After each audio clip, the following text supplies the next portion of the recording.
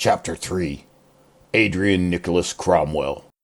In the land of Montana there lived a man named Adrian who was born with a particular gift.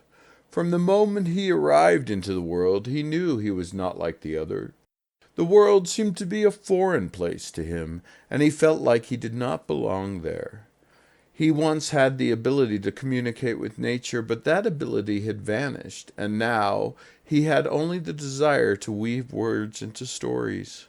Adrian's mother, a woman with a deep appreciation for nature and peace, raised him amidst the vast wilderness of Montana. It was a challenging life, but it taught Adrian how to survive and be self-reliant. He would spend most of his days outside, pretending to be the protagonist of his favorite TV shows. He was a child of the wild, and his mother's teachings had prepared him for the journey that lied ahead. Adrian's true calling was to be a writer, and he pursued this passion with every fiber of his being. He would spend hours upon hours writing, crafting stories that transported him into worlds beyond his own. He studied the art of storytelling, devouring books and movies, trying to understand the patterns that made them great. Despite his love for stories, Adrian was always on the outside, never quite fitting in with the rest of the world. He had a few friends and even fewer relationships. He never married, but he did have a daughter, Nellie, whom he loved dearly. She was one of the few people who understood him, and they shared a deep bond. Although Nellie's mother had no interest in being part of Adrian's life, he faithfully sent child support every month, and Nellie would spend every other weekend with him. Adrian was a non-conventional father, but he loved spending time with Nellie, and they would take long walks and watch movies together and talk about life as fellow travelers.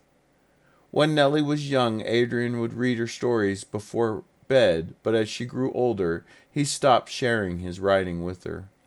He had become disillusioned with the world and had lost faith in his ability to make a difference.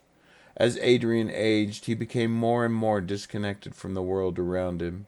He had once tried to engage the world, but as the world grew more modern and the internet took over, he became more disheartened.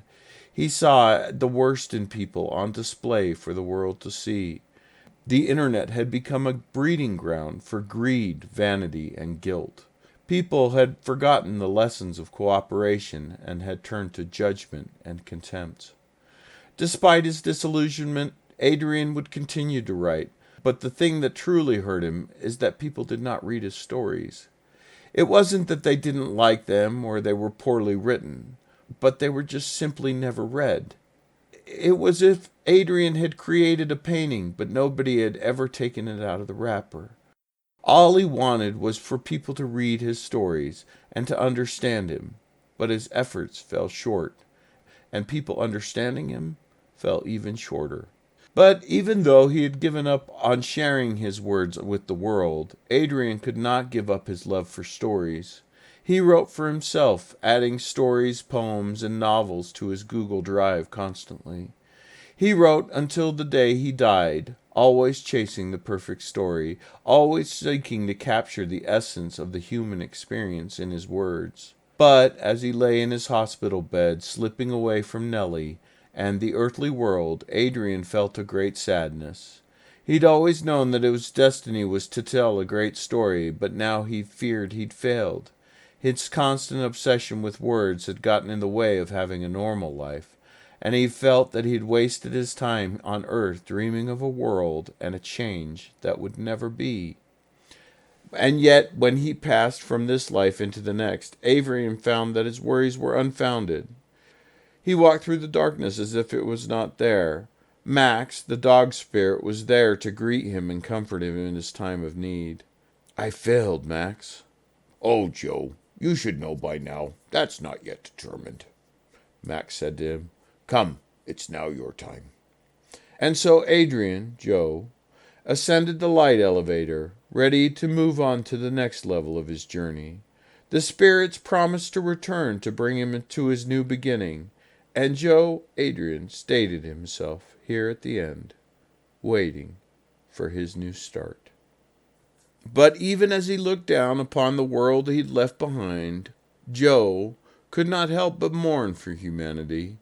He had come to earth with hopes of saving them, of showing them a better way. But now, the added experience of Adrian in his thoughts, he realized that he had lost long before he had ever returned to them. He wept for humanity, finally understanding that they had refused sight, and he had never been given a chance to help them understand.